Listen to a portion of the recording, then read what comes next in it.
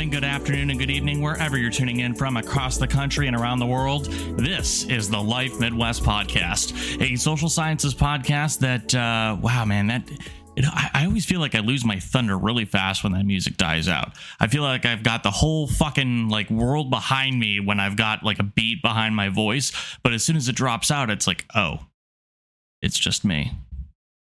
I'm your host, Kevin Palmer, and this week we're going to continue our series talking about why you still listen to a depressed and anxious adolescent.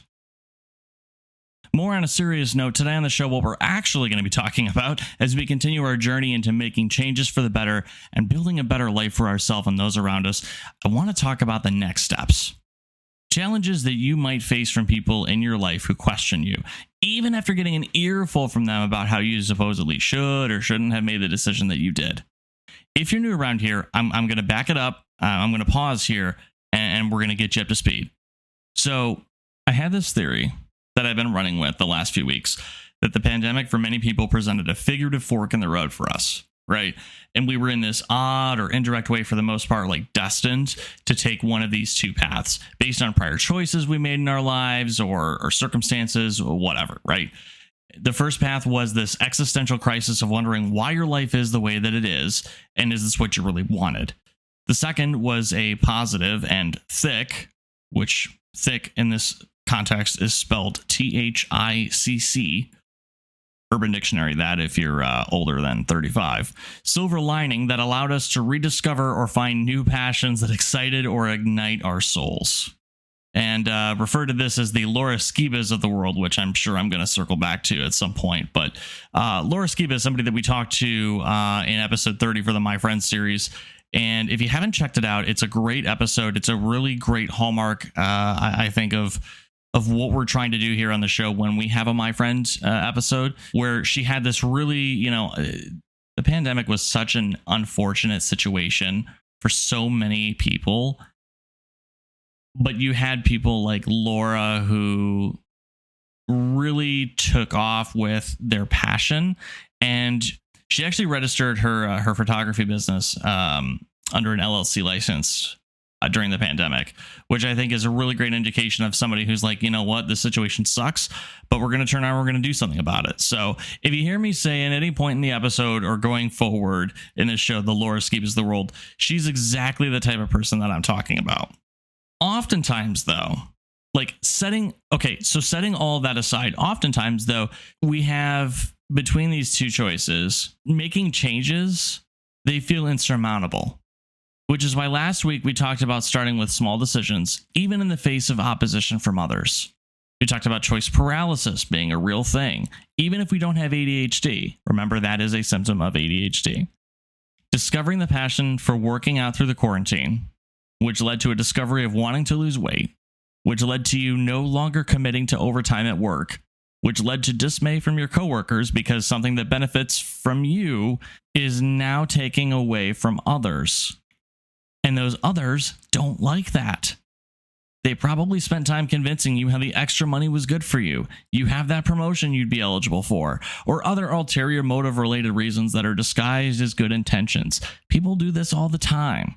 But we know while the world is full of shitty people, it isn't all shitty people. I mean, come on, you're here, right? I know a good chunk of you personally, and I'm very lucky too. I think about it every time I hop on the mic. So not everyone has an ulterior motive. But we should always take advice with a grain of salt, right? Because here's the first big takeaway from today's show, guys. I'm gonna clear my throat for this, okay? People will never be afraid to give you advice when you ask for it because there's no responsibility. People will never be afraid to give you advice when you ask for it because there's no responsibility. Think about it. You ask me if I think you should have a baby or not. I don't know which way you're leaning. Maybe I don't even ask because I don't want to offend, whatever. But I assume you want the baby, and I say, yeah, a kid would be awesome. You guys should really start trying. Fast forward 5 years, and you have a 4-year-old with multiple health issues that cost you that startup project that you actually wanted to do. Now, I'm not saying don't have babies and blah, blah, blah, but think about the situation that person is in now. They ultimately decided to have a baby, not me, and whatever health that baby was born with isn't my responsibility. It's a dramatic example, but it fits. And I'm sure if you sit there and you think long and hard enough, you can probably think of something too where you're like, you know what? This person gave me advice, and you know what? Do that. Do that right now. Think about a time when somebody gave you advice.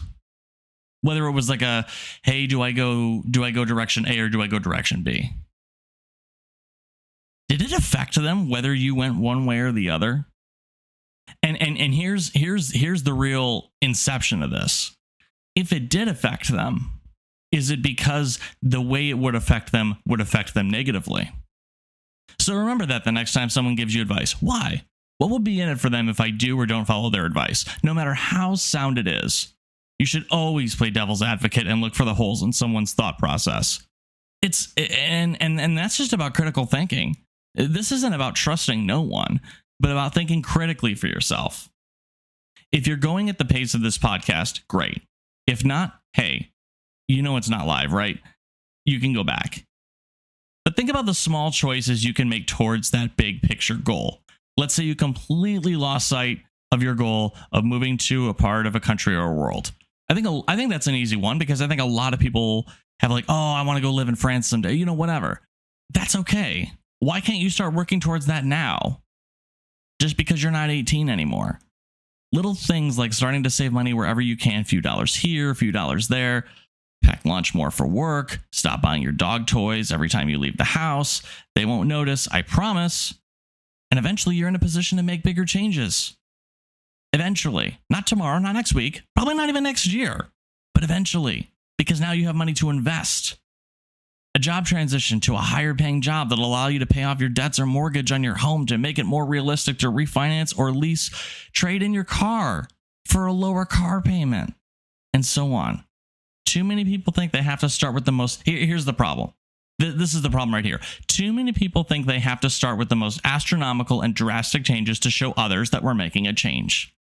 Too many people think that you have to start off with, well, since I want to move to another country, I have to pay off like all of my debts, so I'm going to start there. No, dumbass. Pack lunch 5 days a week instead of eating out 5 days a week. Now you have more money. Now you can pay off some debts, little at a time. Now your credit score improves. Now you can refinance your car, or your car payment, or your house payment. You see what I'm saying? Little actions always lead to bigger ones. Remember that. But I think people think they have to start with the most astronomical and drastic changes because, again, we're showing others that we're making a change, and we're going to show them. Why? Who gives a shit? The only reason Jessica doesn't want you to trade in your big SUV for a smaller one for a lower car payment is because now you're less likely to help her with her multi-level marketing scheme where she hauls all of her product to a local fair and uses all of her friends with big cars to get her shit there because she has the small car with the small car payment that can't fit anything and doesn't want you to make that life change. This brings me to my second big point of today's show. People often want you to make decisions in your own life so that they don't have to. So that they don't have to make decisions in their own life. People often want you to make decisions in your own life so that they don't have to in theirs. Think about it. It's so much easier if I'm Jessica and I keep my little car because it's paid off, or maybe it's almost paid off, whatever, and just have all of my friends help me lug all of my stuff around. Let me tell you something. Unless she's honest about why she really wants you to keep that big SUV, screw Jessica, okay? Because if Jessica actually cared about where you ended up in the game of life, it wouldn't matter to her whether you kept that big SUV or not. I'm not saying real friends don't give advice, but they don't give advice, or at least I don't think they give advice, when it is something that actually like would affect them. Because I think they would be honest about the fact that it affects them. I think they would be honest about it and go, I don't want to seem biased. I don't want to come off bias.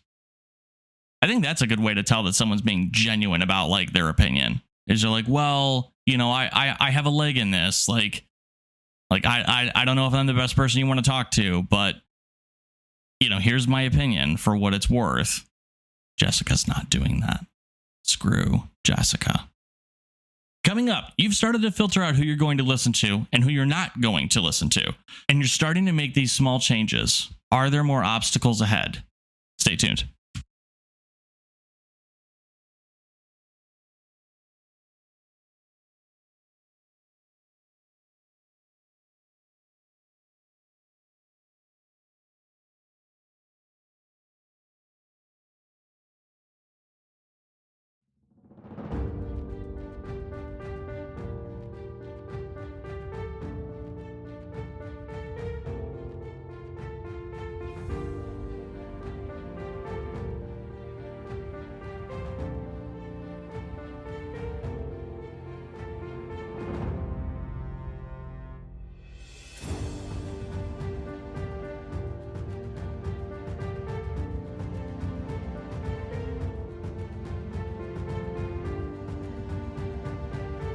Welcome back to the Life Midwest podcast, where if you can't make a decision, you can email us and we'll do it for you. Just kidding. But you should email us, and you can, at support@thelifemidwest.com. You can also reach out to us at all of our major social platforms at The Life Midwest, all one word, no spaces. You can also donate to the cause, donate to the show, help us keep things running here at our paypal.me/The Life Midwest. You guessed it, folks. No new emails to read about this week, no new reviews either, but we do appreciate if you take the time to do that. It's free, it supports the show, and hey, provides us some talking points too. So I could always use some, talking points. It's not like you want to sit here and listen to my hot takes all day, right? That's why there are only a few hundred of you, not hundreds of thousands of you. But I digress. So before the break, we caught you up to speed on our current Life After the Pandemic series that I didn't give a title for or plan to, other than connecting these episodes together. And now we're starting to make all these small changes in our lives. Less soda, less being upset at things we can't control, happier with what we have, more time with our kids, more devoted to our passions, so on and so forth. At this point in our lives, for most of us at least, our plates are already full. And what I mean by that is that we can't add a new activity or habit to our brain without stopping something else first. Otherwise, the plate overfills. We have to take something off the plate first before we can put something on it, right? This is in fact. But I'm positioning it this way so it's a hell of a lot easier for you to handle and execute in your real lives, right? Because it's nice to sit here and listen to me talk about it, nod and go, yep, I should do it. And then we just kind of go on with our day and not really give it a second thought. So let's go back to the workplace issue where I'm spending less time working overtime so I can spend more time focusing on my newly found passion of working out. I'm being a burden on my coworkers because I'm not working on Saturdays anymore because it was taking up too much of my plate. And now I've chosen to spend that portion of my plate elsewhere. There's the example applied. But let's say that this is one of those little changes I made in addition to eating healthier. My coworkers, who I've hung out with and spent time outside of work with for years now, suddenly have this shared animosity towards me. In fact, they're making me feel as though they've been left hung out to dry by my decisions. Why, you ask? All I did was make a decision to start taking better care of myself, right?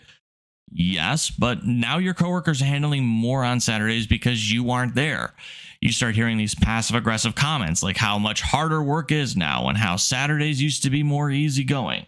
Listen, that isn't your fault. It's not your responsibility to burden the shoulder of work your boss needs done with your peers. I think American society in general, I think a lot of people outside of America listen to that and they're like, well, yeah, of course. Work is such a different culture here in America. I can't wait to do an episode on it someday. That actually might be coming like right after this, right after I'm kind of like done with this process that I'm doing here. But this process here of like working through the pandemic. But it's your boss's responsibility to make sure Saturdays are properly staffed, with or without you. Not yours. Your coworkers should know that you don't run the business. So why is it up to you? It's up to your boss to make those decisions. Again, so that you don't have to. And there's nothing wrong with that because it's not your responsibility. We have to remember there are things that are not our responsibility. Not to claim or plead ignorance, but to be more at peace with the decisions that we make for ourselves. Take that example and think of other times where you made a change and it inconvenienced someone because now they have to make a choice in their own lives. Remember earlier? People want you to make a decision in your life so that they don't have to in theirs. Same thing. So now they have to make a choice in their own lives. Why is that on you? Why is that your responsibility? Now, I'm not saying don't give a shit and fly by the handle with life. Be responsible. You give notice to parties involved if it applies and follow through, regardless as to the opposition you face. But if you know or feel that what you're doing is going to improve your life, your health, your attitude, your relationship with your spouse, your relationship with your kids, your family, like your mom, your dad, what about your health? What about your mental health, right? We never talk about that. And by we, I mean society, because it's supposedly such a stigma and it's all hush hush and we should all just be happy.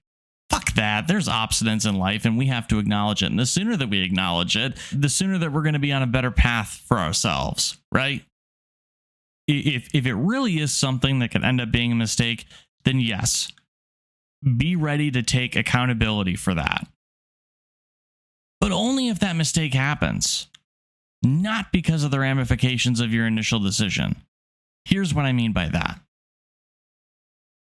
If you decide to start a business, and there are people in your life who don't think you should start a business,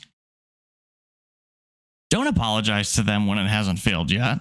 Don't take accountability for wanting to take a risk and take a leap of faith for something that you're passionate about when you don't even know the result of it yet as far as whether it's worked or not. There's another great phrase for this. Be unapologetic. Unapologetically do things in life. You heard? I think we've lost that word today. Like in today's society. He is unapologetic with his passions. He's not sorry for his passions. She's not sorry for who she loves. She's not sorry that she wants to go and pursue a new career. Be unapologetic about it. That's different. That is so different from taking accountability. When you're unapologetically doing something, you are saying, you know what? I am all in. This isn't me dipping my toes in the water. This is me. I'm gonna fucking do this, okay? And you're not gonna stop me. And I'm not gonna be sorry about not wanting you to stop me. But if I screw up, I'll be the first to admit it. Because I'm human, we're all human. We're gonna make mistakes. Maybe I'm gonna make some mistakes along the way, along the path of this decision. Does that mean I shouldn't have made that decision in the first place? No, that's not what that means. Anyways, I don't want to go on a rant about that, but I will say this. I know it's a little bit of a shorter episode today. If you like where the conversation is going, email us. Tell us about your struggles or realizations that came to you either through the pandemic, the quarantine, this podcast, or maybe even a combination of the three. I would love to talk about it and share your thoughts and story with the audience. Even if you want to keep it anonymous, that's okay. That's all right. Your experiences can still be validated. Your feelings are still validated. Just because we don't have a name to put with it, who cares? If you want to email me and tell me what you have going on and you want me to leave it completely anonymous on the show, I will do that. It'll be for the benefit. It will more than likely be for the benefit of other people who are likely struggling with something very similar. Because here's the other thing. Here's the last point I want to make. I think there are a lot of people who go through this decision-making process in their lives, dozens, if not hundreds of times, where they have this really big thought process and they're like, shit, yeah, should I do this? Should I not do this? And it doesn't matter. It doesn't matter if like, oh, it's not that big of a deal. Oh, it's such a first world problem. Don't invalidate your own issues. If it's something that you're thinking about and you're in the fork in the road about, pandemically related or not, yes, I made up that word and I don't care. Sue me. Or put my face in the dictionary. I don't care. But I just, whatever you're doing, don't be afraid to share your story. Don't invalidate your own story because your story could help someone else. I'm guilty of that too. I sit here and I go, man, I think about this and that. And I know these aren't big problems, but they're big problems in my head. You know what? If they're big problems in your head, then address them. Address it. You're not going to address them by going, someone's got it worse than me. All that's going to do is continue to feed this habit of you invalidating your feelings every time you have feelings. And that's how you start suppressing your feelings. And then you start bottling shit up and then it just gets ugly. All right. We all know that. I don't need to go there. So again, what I'm getting at is, If you have something you're going through right now, whether it's a decision, it could literally be, do I buy a 2-piece toaster or a 4-piece toaster? It could literally be that. It could literally be, and maybe not, but like, do I leave my husband or not? Like, I don't know, but I just, somewhere, everybody, I'm sure with a decision, it has a decision going on right now that they fall somewhere in between that spectrum of the toaster and the divorce. Okay. I'm sure everybody lands somewhere in there. And whether you're closer to the toaster or you're closer to the divorce, your issues, your plight, it matters. And I want to hear about it. I want to talk about it, whether you want it to be anonymous or not. So please reach out to us at support@thelifemidwest.com. We really, really appreciate it. And yeah, I guess that means it's time for the shout outs. So I'm going to keep it real short and simple this week, guys. If you're going through something right now, if you're going through a struggle right now, if you're going through a decision right now, maybe it's a decision you don't even want to think about, right? Like I've had those too. You don't even want to think about the decision. Shout out to you. You're the real MVP right now of life, because you're trying to figure shit out. And you know what? You're going to figure it out and you're going to get through it. I just know you are. Whether you email it to us, whether you email about it to us or not. So, also, of course, want to shout out Wes. We are a month away. As of today, we are a month away. Actually, no, we are a month away from saying Wes is in Thailand. It's not going to be the Hangover 3 remade. No, Hangover 2. Hangover 2 is Thailand. Didn't they go to Thailand in Hangover 2? Yeah, I think, yeah. I'm going to have to wait. Yeah. You know what? In Wes's honor, I Google it. Hangover Part 2. Yes. Yeah. Yes. That was Thailand. Okay. So there we go. So we are not going to be. I promise you guys, he's not going to be recreating the Hangover Part 2. I'm sure he's not. He's a very smart boy. So miss you, buddy, and I'm sure we'll hear from you soon. At least a little bit of a check-in as to how things are going. That'd be great to do an episode on, right? And I'm sure you guys would like to hear Wes again. So shout out to Derbadoo at the $5 level for the final time as we put our Patreon on pause while we're not doing any premium content aside from the show, since Wes is on his long-term leave. And I just don't have the time to do anything aside from produce this podcast for you guys every week. So here's hoping that that's enough. In the meantime, guys, it's been real. It's been fun. It's been real fun. Don't forget to call your mom. Reach out to us at all of our major social platforms at The Life Midwest in the next week. And we will talk to you guys next Saturday and every Saturday here on the Life Midwest podcast. Take care. Have a good one.